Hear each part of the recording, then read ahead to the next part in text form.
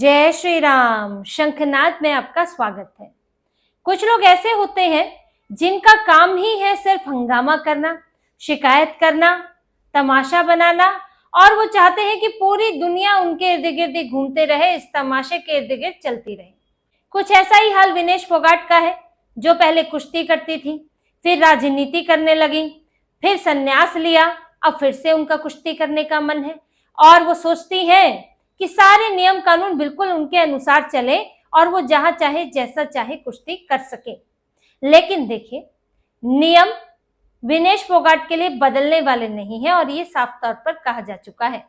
और ना ही अब हरियाणा में चुनाव है, ना ही विनेश फोगाट की वो छवि रही है, और ना ही विनेश फोगाट अब साफ सुथरी खिलाड़ी के तौर पर है जिनके ऊपर किसी तरह के आरोप ना हो। इसीलिए विनेश फोगाट जब गोंडा पहुंची ओपन नेशनल रैंकिंग टूर्नामेंट में हिस्सा लेने के लिए, ताकि और जो दूसरे कंपटीशन हो उनके लिए वो सेलेक्ट हो सके, वहां से विनेश फोगाट को उल्टे पांव वापस भेज दिया गया कि नहीं खेल पाओगी, तुम्हारे नियमों के अनुसार तुम्हें खेलने की इजाजत नहीं है। अब विनेश फोगाट आग बबूला हो गई। वहां पर जब नियमों पर कुछ नहीं बोल पाई तो महिला सुरक्षा पर जो है वहां सवाल उठाने लगी कि कॉलेज में ये समस्या है, वो समस्या है, और अपने आप के लिए मैं तो जान हथेली पर रखकर गोंडा आई हूं क्योंकि बृजभूषण शरण सिंह का इलाका है। अब वो तो क्रिकेट कुश्ती महासंघ के अध्यक्ष ही रहे हैं पहले। अब इन्होंने तो उन्हें विलन बनाया हुआ है, उनके ऊपर आरोप लगाए हैं छेड़छाड़ से लेकर यौन शोषण के। चलिए, वो तो मामला कोर्ट में चल रहा है, लेकिन अभी तो वो अध्यक्ष भी नहीं है। पर इन्हें तो माहौल बनाना होता है, दबाव बनाना होता है, और यही ये करती आई है। इन्होंने पिछली बार भी ऐसा ही किया था, इनकी वजह से कई और खिलाड़ियों को नुकसान हुआ था, लेकिन इन्होंने फिर भी अपनी मनमर्जी चलाई और अंत में क्या हुआ वो सबको पता है। पेरिस ओलंपिक में ये बाहर हो गई अंतिम राउंड से। लेकिन अभी का मामला थोड़ा समझ लीजिए कि इनकी स्थिति क्या है और क्यों ये इतनी बेचैन है।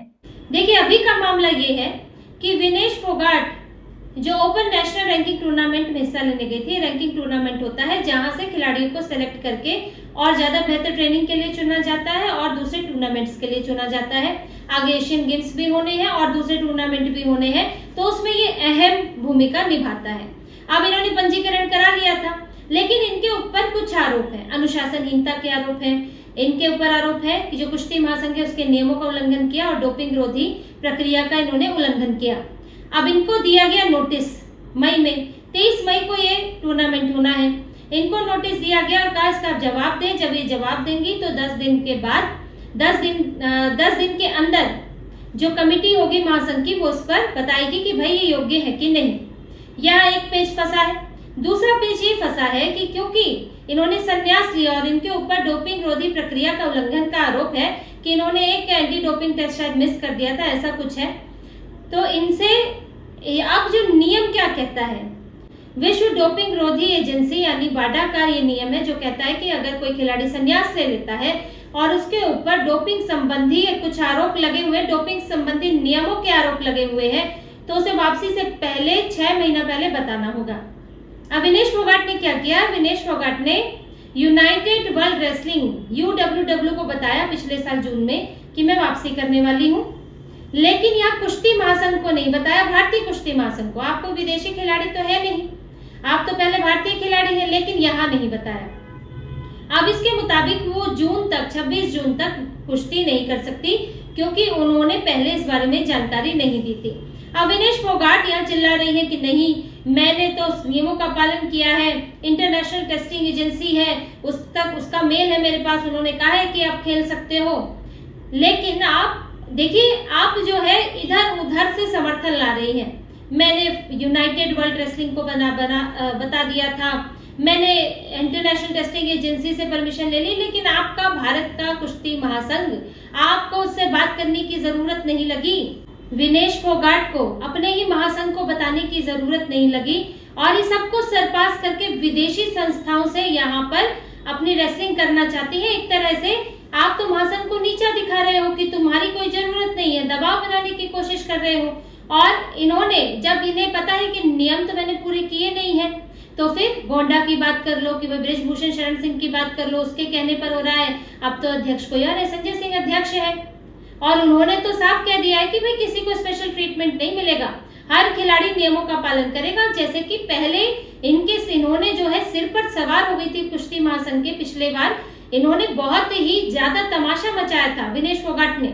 अभी क्यों बेचैन है? देखिए, ये तो कुश्ती किया करती थी, लेकिन फिर दीपेंद्र हुड्डा के संपर्क में आई।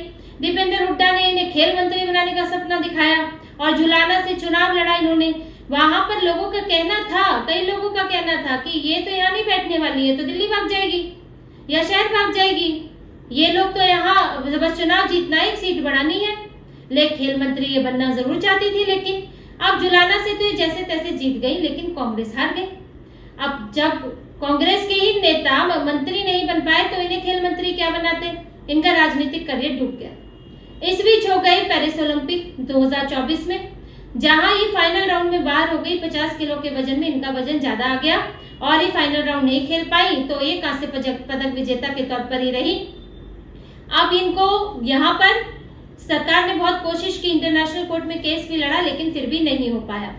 फिर ये यहाँ वापस लौटी। जो कुश्ती पेरिस ओलंपिक हुआ वो हरियाणा चुनाव से पहले हुआ था, फिर वापस लौटी, बाल भी कटवाने पड़े थे वहां पर इनको। इन्होंने बड़ी सिंपैथी भी बटोरने की कोशिश की, तुरंत इन्होंने लिख दिया कि मैं संन्यास ले रही हूँ और फिर चुनाव में उतरी, लेकिन यहाँ चुनाव हार गई। अब इनको ये खलबली हो गई, करूँ तो करूँ क्या। इन्होंने पहले तो सरकार से 4 करोड़ रुपए मांगे, क्योंकि ये बड़ी खिलाड़ी है, वहां पर कांस्य पदक जीत के आई है तो इनको मिलेगा कुछ।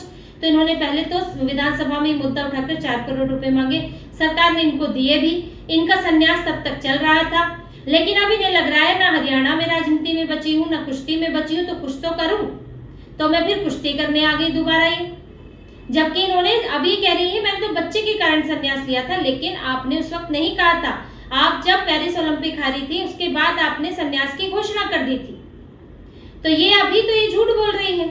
इनका जब मन होता है जाते हैं, जब मन होता है चले जाते हैं, लेकिन फिर भी कोई भी खिलाड़ी वापसी कर सकता है, पर आप नियमों का पालन करें। कुश्ती फेडरेशन संघ का यही कहना है कि आपको जो लेटर दिया गया है, नोटिस दिया गया है, आप उसका जवाब दें, फिर उसके बाद हम ये तय करेंगे कि आप ये योग्य हैं कि नहीं। अब ये बात इनसे हजम नहीं हो रही है, क्योंकि पिछली बार पेरिस ओलंपिक से पहले इन्होंने कितनी बार नियमों का मजाक उड़ाया। पहले तो इन्होंने बृजभूषण शरण सिंह पर आरोप लगाए, फिर कुश्ती महासंघ पर ही पूरा सवाल उठा दिया, फिर 4 और लोग तय किए गए जो कुश्ती महासंघ चलाएंगे, इन्होंने उस पर भी सवाल उठा दिया। फिर इन्होंने जो ट्रायल्स हुए थे उसमें भी कई नियमों का उल्लंघन किया। इनको ये माहौल ऐसा बना दिया था कि कुछ नियम इनके लिए नजरअंदाज करने पड़े। फिर वहां ओलंपिक भी आ रहा था और डिले होते होते चीजें ऐसी हो गई कि ठीक से ट्रायल तक नहीं हो सका, समय नहीं मिल सका खिलाड़ियों को, बार बार ट्रायल हो रहा था तो उनको तैयारी का भी समय नहीं मिल सका और भारत बहुत अच्छा परफॉर्म नहीं कर पाया, सिवाय कि इनका मामला थोड़ा अच्छा ही जा रहा था, लेकिन ये भी हार गई क्या, बाहर ही हो गई, तब तो और ज्यादा मामला जो है खराब हो गया था। अब कुश्ती महासंघ ये नहीं चाहता है कि इनके कारण फिर कोई तमाशा हो, क्योंकि ये जब भी ट्रायल के लिए उतरती है ये दूसरों के हिसाब से नियमों के मुताबिक नहीं चलना चाहती, यानी कि जो दूसरे नियम मान रहे हैं अपने हिसाब से चलती है। पिछली बार तो एक लड़की रो रही थी क्योंकि उससे मौका छिन गया विनेश फोगाट की वजह से। पर देखिए समय जो नहीं है, और विनेश फोगाट ने जो तमाशा किया उस रहा है कि ये चुनाव जीत कर भी एक तरह से हार गई, ना ये राजनीति में कामयाब हुई और ना ही ये कुश्ती के उस कंपटीशन में कामयाब। कुश्ती करियर बेहतर कर सकती थी, कोचिंग में भी जा सकती थी। वहीं आज इनकी स्थिति यह है कि एक टूर्नामेंट के लिए भटक रही है और इनको कुश्ती नहीं लड़ने दी जा रही, क्योंकि ये खुद इन्होंने कुश्ती को ही राजनीति बना दिया और उसमें ये मन मर्जी करने लगी।